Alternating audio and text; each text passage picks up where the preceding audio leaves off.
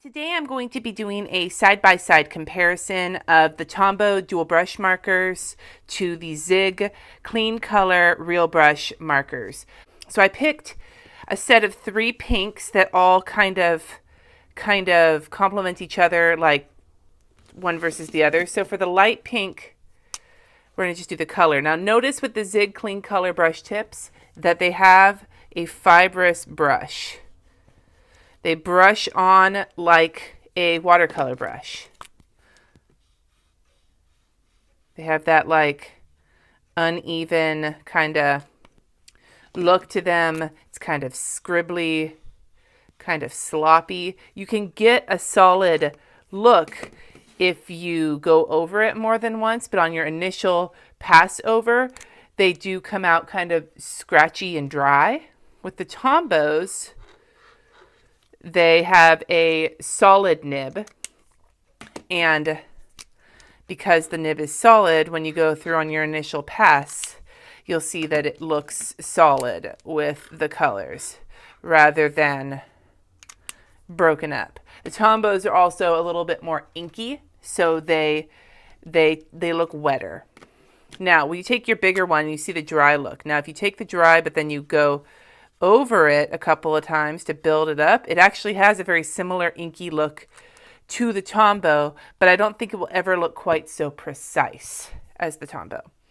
Another difference between these and the Tombow is that these have just the single brush tip, and the Tombows have the brush tip and also the fine bullet tip.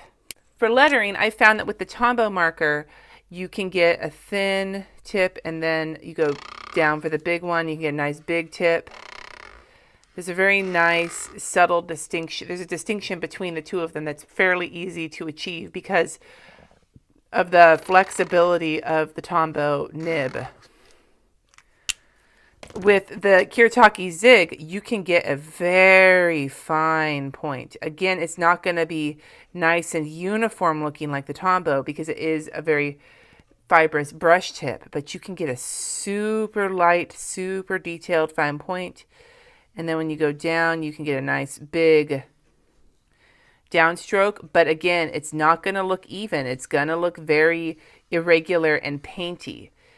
That's not necessarily a bad thing. It just depends on what kind of look you're going for. I'm going to show a comparison of lettering my name. I have the black Guentert-Baldo and the black Tombow. So I'm going to start with the black Tombow. Notice that the consistency between the downstrokes and the upstrokes, like if you look at the downstrokes, I'm putting the same amount of pressure on each one as I am, and you can see that it's solid, and the upstrokes all have a similar consistency and the downstrokes all have a similar consistency. That's a really big perk of using the Tombow if that's what you're looking for. Now, before I even start lettering with the black, I have to take a second and, make sure that the paint is flowing right into it. But if you see here, you can get really like scribbly looking, and it winds up looking super loose and sketchy, but it's not very uniform. Now, again, that could be a look you're going for, like whether you want to look super neat or whether you want to look kind of scribbly and uneven, almost painterly, I think is the word I'm looking for. Even though I think that word's kind of stupid, but that's kind of the word I mean. So like if you look, you can get a really consistent look with the Tombows, which is why I would say if you're practicing brush lettering and you've never done it before, go with something like the Tombow because it's going to be less frustrating for you to practice with. But with this, you can see that like it looks really sloppy and kind of cool. But if you're trying to achieve something, you're not going to be able to get the same results over and over again with one of these pens. The last comparison I'm going to make is something that I actually like to do with Tombow markers and with Guentert-Baldo Zig because they're both water-based. I want to show how they react with water, so I've got my Pentel water brush. So what I'm going to do with the Tombow is I'm going to lay some color down. While it's still wet, I'm going to go in with my water brush and I'm going to kind of blend it out.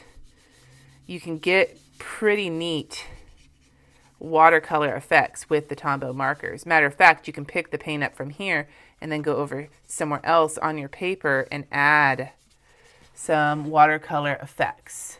And that's something I love about the Tombows. With the Kuretake Zig pens, you do the same thing. Lay down some color.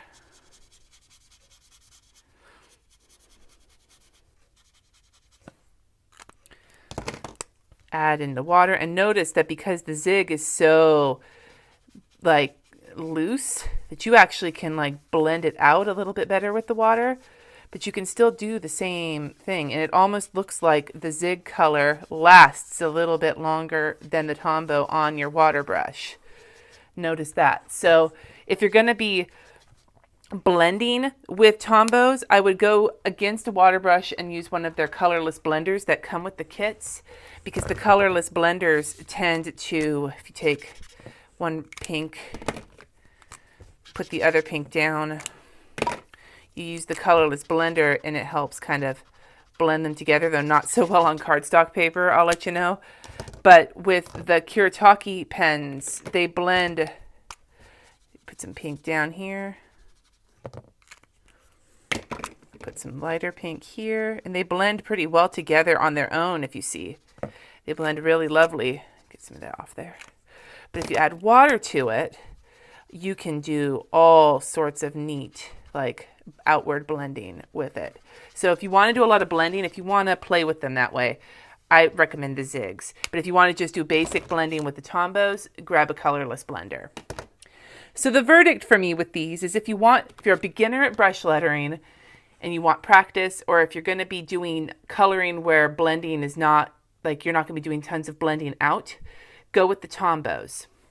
If you want to do a lot of blending and play with basically what amounts to a slightly easier version of watercoloring, then go with the Kuretake Zig. If you're learning to brush letter, these are not the ones I'd recommend to practice with, but if you've already gotten like the hang of it a little bit, go with the Kuretake Zig for the ability to make some interesting looking effects. Thanks for watching. Subscribe if you haven't already, if you want to. If you want to buy any of these, there's going to be links in the description below. If you use them, I might get compensated for them, just being full disclosure here. But if you don't, no big deal. Anyway, I hope to see you next time. And